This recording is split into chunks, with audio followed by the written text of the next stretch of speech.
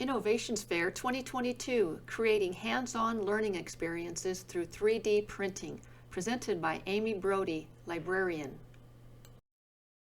I'm Amy Brody. I'm the librarian at NMSBVI in Alamogordo, and I'm going to discuss what we've been doing with 3D printing here in the library.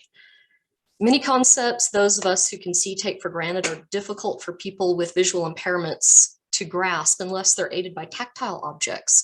We were delighted when we had another tool that came our way that helps make tactile objects that are tailored for our students' learning, a 3D printer.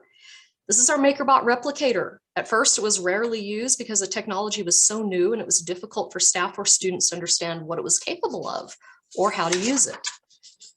The 3D printer uses material about the size of a spaghetti noodle wound for many yards around a reel to compose objects. The extruder melts the material at about 350 to 400 degrees and makes the object layer by layer from the bottom up.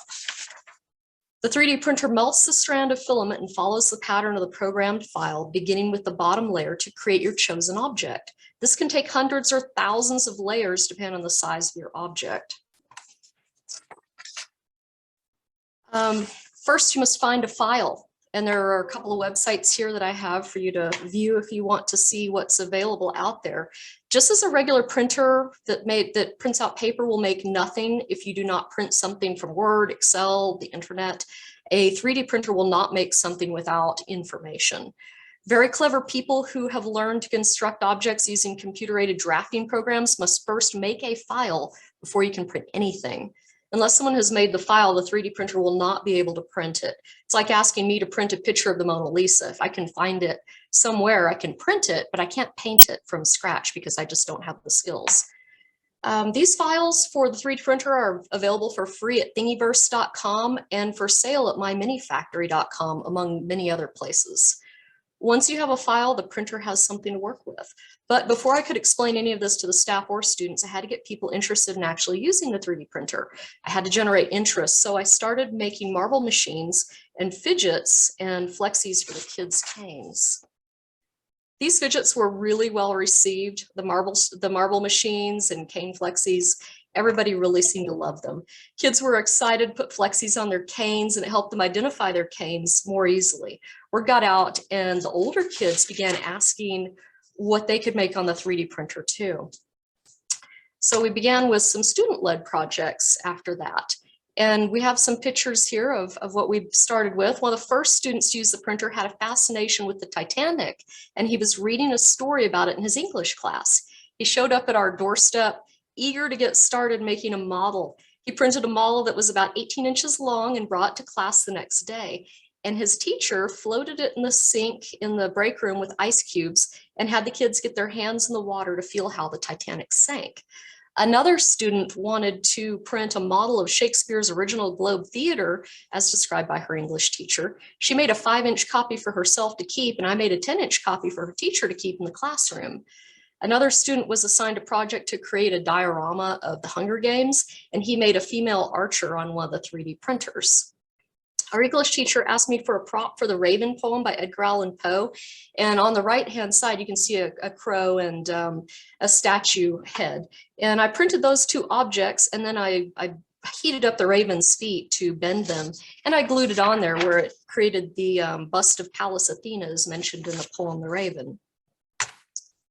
Now that teachers were interested in the marble machines and fidgets, I began to make some objects for their classes so I could spark interest in printing things I may not have thought of. These tessellations that you see, the little lizards and the fish, those were some of my first projects. And when Notre Dame Cathedral burned, some of the staff wanted to explain it to the kids. I printed a model so the kids could feel it. I printed many of these objects to demonstrate the range and potential of the 3D printer. This actually helps students and teachers with ideas of what they would like to print. Notice the 3D printer, the 3D printed elephant has Braille dots on each of its parts to help with putting it together. Since it's hard to know what buildings are like as a blind person, I decided to print a variety of unusual buildings so the students could feel them. We now have a collection of everything from the Egyptian pyramids to Hogwarts Castle. Most of these objects are about a 10-inch cube, which is the limit of our printer. When we get our new 3D printer, I will resume encouraging everyone to come use it for fun or schoolwork, as this technology seems to be around to stay. And I believe it will benefit people with visual impairments in a whole new way we've not had at our service before. And that is what I have for everybody. Does anybody have any questions? And if there aren't questions, some people ask me what are some of the other things we can do with this. I printed this model of the COVID molecule where people could feel this if they want to. So a little bit of science application. We have a little wheel that shows how maybe a water wheel works for a mill.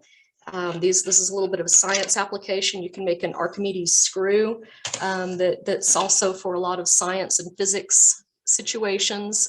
There's a bunch of museum curators all over the world who have begun to create these 3D models. They'll scan pieces of artwork, sculptures, and they put the files into these free programs or these free websites.